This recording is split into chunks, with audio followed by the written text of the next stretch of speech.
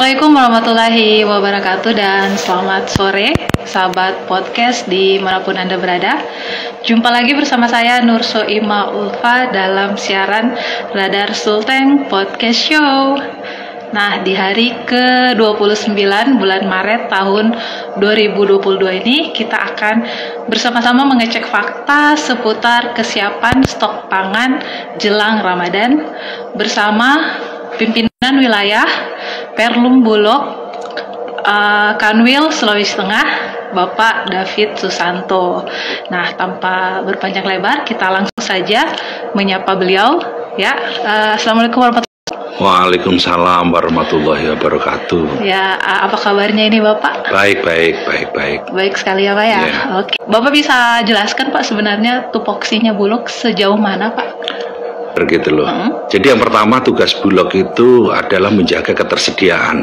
Oke. Khususnya beras ya. Jadi pada waktu musim panen raya itu kita membeli beras baik di tingkat petani maupun penggilingan untuk menjaga stok kita. Memang selama ini ya masyarakat luas mengenal Bulog itu istilahnya semuanya bahan makan pokok itu adalah kita yang tanggung jawab gitu loh, Bulog selalu gitu loh. Apalagi kalau sekarang itu mendekati puasa dan lebaran, itu pasti Bulog yang diinget-inget itu.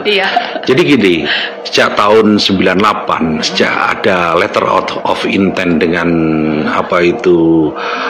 IMF, itu sebenarnya tupoksi Bulog itu dari 9 bahan pokok itu udah dipersempit lagi hanya khusus untuk beras. Dari 9 bahan pokok itu satu. Ya beras gitu loh. Ya. Terus setelah itu berkembang sebenarnya tugas kita diberikan penugasan pemerintah padi jagung kedelai. Hanya masalahnya untuk dua komoditi ini yang jagung dan kedelai ini pola bisnisnya kan pasaran bebas gitu loh. Jadi pasaran bebas, terus Bulog tidak diberi kewenangan mungkin kayak tidak diberi jatah untuk impor dan sebagainya, sehingga saat ini pun sebenarnya fokus kita itu hanya beras. Tapi selama ini juga sebenarnya Bulog itu selalu hadir. Kita juga menyediakan beberapa produk, walaupun itu bukan tupoksi kita loh. Termasuk daging kerbau kita punya, telur ayam kita punya, ayam beku punya, termasuk minyak goreng kita juga ikut ini menyediakan, terus gula pasir, tepung terigu lah. Itu semuanya kita memang ikut hadir, kita ikut untuk menyediakan komoditi karena di Bulog itu ada dua fungsi. Pertama, Bulog adalah fungsinya sebagai public atau PSO, Public Service Obligation, yang mana ini kita menjaga stoknya pemerintah, terutama masalah beras ini. Gula memang kecenderungan naik sudah lama, tapi nanti di bulan Mei Juni nanti kan mulai produksi pabrik-pabrik gula karena panenan di bulan-bulan itu. Jadi kita yakini nanti sekitar bulan Juni nanti akan terjadi penurunan karena nasionalnya ada panenan gitu. Jadi kalau komoditi yang memang tidak diproduksi dari dalam negeri itu kita tidak bisa kita tidak bisa banyak berbuat gitu ya, kayak gandum tadi kayak gitu ya. Termasuk daging juga demikian karena sekarang ini kalau sapi itu lebih banyak impornya dari Australia. Sementara Australia sekarang juga mengurangi kuota ekspornya dari sana. Bahkan Indonesia dari 100% kebutuhannya itu hanya sama Australia itu dimungkinkan hanya diperbolehkan untuk ngambil itu sekitar 40-45% gitu loh. Jadi kan akan berkurang. Makanya kami menyediakan daging kerbau beku ini dari India gitu loh. Harganya jauh lebih murah, sekitar hanya 85.000 gitu loh. Sulawesi Tengah sudah ada Pak ya? Sudah kemarin hari Sabtu kemarin sudah datang. Berapa Pak? Sekarang sudah berada di cold storage kami di kantor 14 ton, dan itu secara bertahap nanti kita tambah. Karena kemampuan cold storage kami hanya maksimal untuk penyimpanan 14 ton itu. 14 ton. Nah, itu nanti disalurkan kemana Pak? Sudah ke pasar? Ya, tentunya ke pasar. Terus kami juga memiliki outlet yang namanya RPK, rumah pangan kita itu kan juga sebagian sudah kami lengkapi dengan apa itu freezer. Nah, itu nanti kita apa itu kirimkan ke mereka biar bisa menjual langsung ke masyarakat. Di samping kita juga mengikuti pasar murah, selalu kita jualan juga. Seperti tadi di pasar murah tadi di Desperindak Provinsi tadi kita juga membawa daging juga. Daging ayam kita juga punya, telur juga kita punya gitu loh. Telur kita punya gitu. Ya, ini untuk ini Pak ya, membantu para ibu-ibu ini untuk kan entah bagaimana Pak, kalau untuk Ramadan itu konsumsi itu 2 kali sampai 3 kali lipat Pak. Itu memang seperti itu ya Pak ya. Jadi agak-agak rawan nih kalau ibu-ibu berpikir. Nah ini Pak mau tanya juga Pak, tadi Bapak singgung soal daging ya Pak ya. Kalau untuk Bapak kan sebelum di Kota Palu di DKI Pak ya, sempat naik di sana sekali, naik harga daging ya Pak ya. Ya, memang daging itu sebenarnya kita pun juga ketergantungan dengan luar negeri gitu loh. Kalau itu hanya kita mengandalkan peternakan dalam negeri, pertama tidak cukup, terus yang kedua itu juga harganya mahal gitu loh. Daging lokal itu kan harganya mahal. Yang di tempat pemotongan hewan itu harganya kalau sekarang ini saat ini alhamdulillah Palu itu termasuk kenaikannya pelan sekitar 1 bulan yang lalu, padahal yang lain-lain sudah posisi naik di harga 140.000 dari Januari itu Pak. Ya itu Palu di pasar-pasar kami survei harganya masih 120.000. Lah akhir-akhir ini kurang lebih sekitar 10 harian yang lalu lah sudah mulai beranjak naik sekitar 125 sampai 130 gitu loh.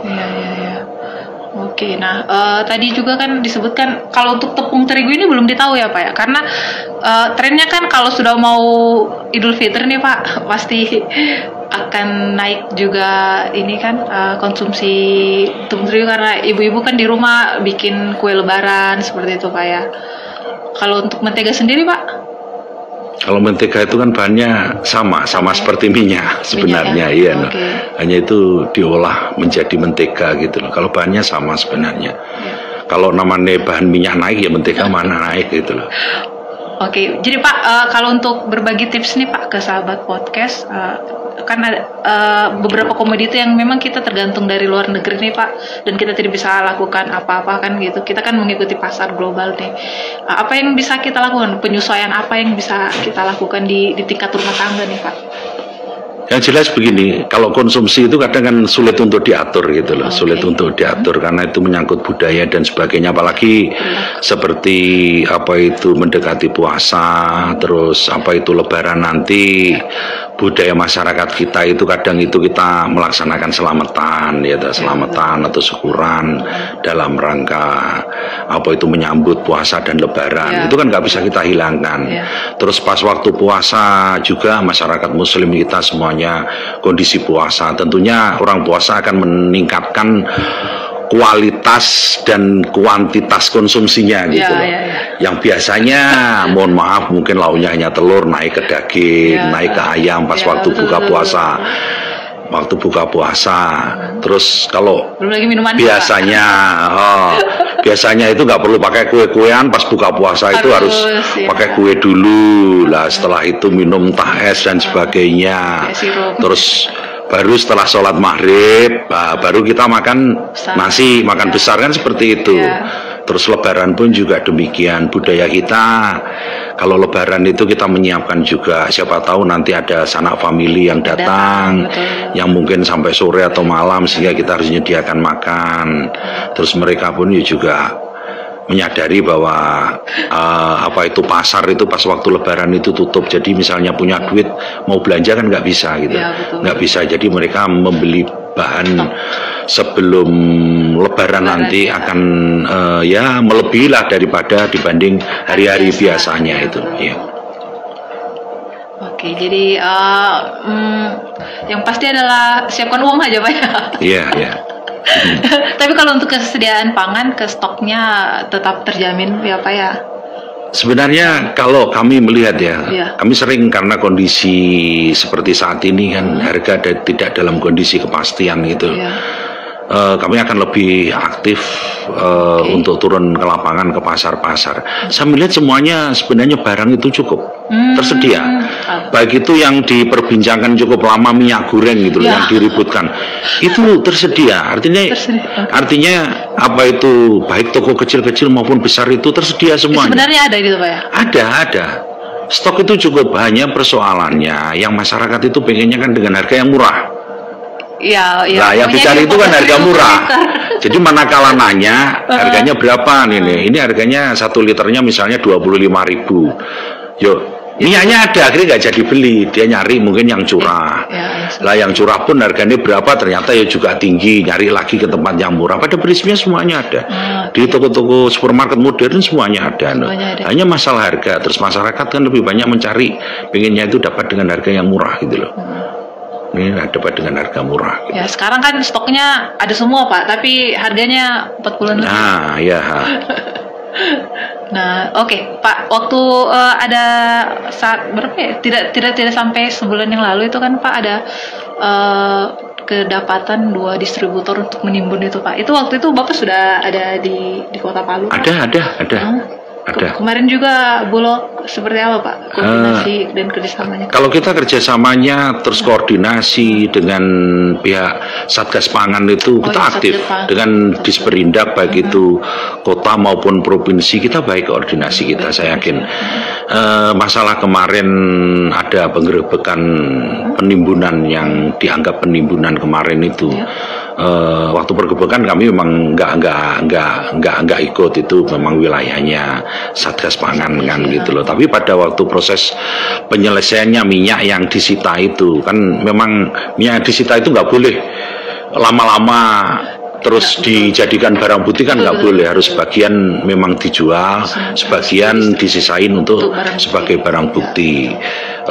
Waktu itu Satgas Pangan memanggil kita koordinasi dengan Disperindak Kota dan Provinsi, yang untuk barang-barang bukti itu sebagian kita yang dikasih kepercayaan untuk menjualkan, untuk menyalurkan dengan ketentuan dijual dengan harga 14.000 gitu loh.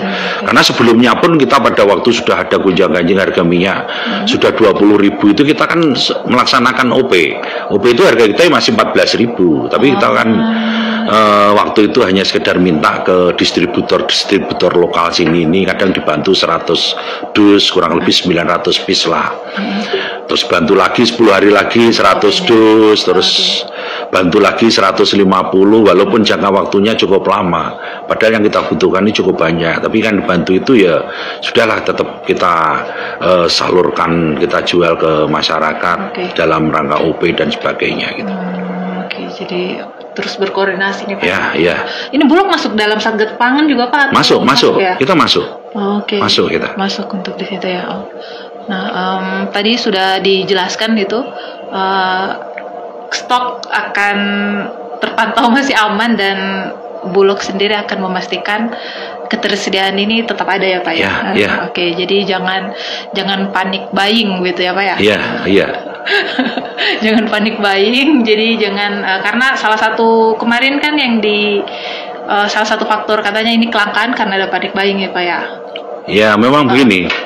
Kalau teorinya, kalau misalnya lah kita berbicara ada proses penimbunan ini atau tidak lancar distribusi situ, posisinya di pabrik itu kan masih terdetek. Pabrik itu hanya berapa sih jumlahnya gitu loh, kan hanya puluhan aja gitu loh pabrik-pabrik besarnya. Terus manakala ada proses penimbunan atau tidak lancar distribusi itu posisinya di D1 atau distributor utama, itu juga masih terdetek. Kalau di kota ini kan juga nggak banyak. Tinggal masalahnya apa, kalau minyak goreng mungkin ya nggak sampai 10 lah gitu loh distributor besarnya, atau di duanya atau di tingkat toko semuanya kan terdetek.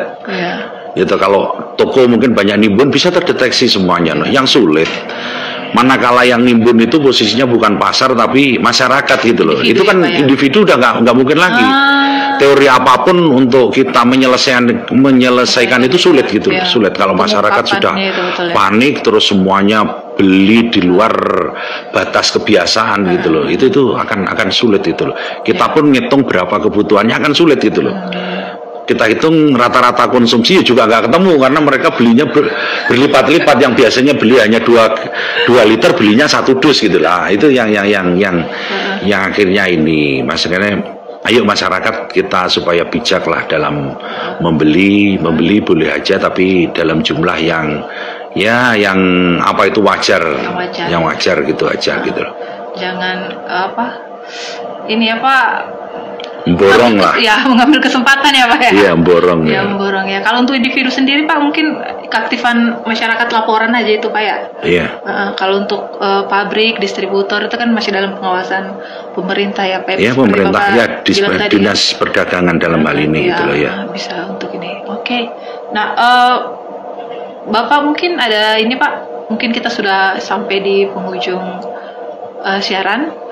Saya minta closing statementnya Bapak gitu, himbauan atau saran atau ajakan ke masyarakat agar tetap tenang mungkin menghadapi bulan suci Ramadan ini Pak. Iya, yang pertama bahwa stok bahan makan pokok itu cukup. Baik itu di pasar, di pedagang kecil, toko-toko, di distributor, kita meyakini cukup. Kalau memang harga, kita akui memang ini karena budaya juga.